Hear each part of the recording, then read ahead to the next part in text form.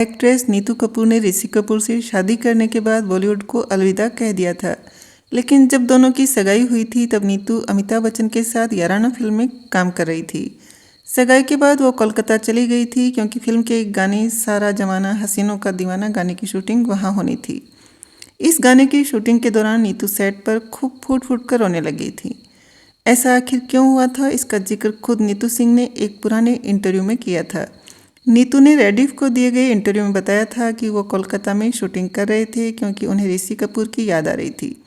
नीतू बोली, मुझे याद है कि हम कोलकाता में एक स्टेडियम में स्टेज पर याराना के गाने की शूटिंग कर रहे थे। हम साथ साथ बैठे थे और मैं रो रही थी, मेरे गालों पर आंसू बह रहे थे। मेरी तभी सगाई हुई थी और मैं चिंटू ऋषि कपूर से दूर नहीं जाना चाहती थी। नीतू ने आगे कहा कि कोलकाता में फ़ोन काम नहीं कर रहा था और चिंटू परेशान था, वो मुझसे बात नहीं कर पा रहा था। अमित ने मुझसे पूछा कि मैं क्यों रो रही थी। मैंने कहा मैं वापस जाना चाहती हूँ।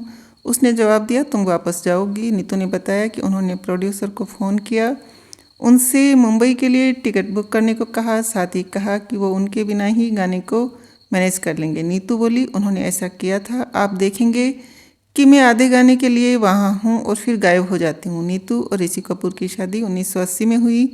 यादगार शादियों में से एक थी। नीतू क्योंकि बचपन से ही फिल्मों की दुनिया में एक्टिव थी, इसलिए उन्होंने खुद ही इंडस्ट्री को छोड़कर ऋषि संग नई दुनिया बसाने का फैसला लिया था। दोनों इंडस्ट्री के सबसे लवेबल कपल माने जाते रहे हैं। बता दें, ऋषि कपूर का 30 अप्रैल 2020 को 67 साल की उम्र में कैंसर से निधन हो गया था।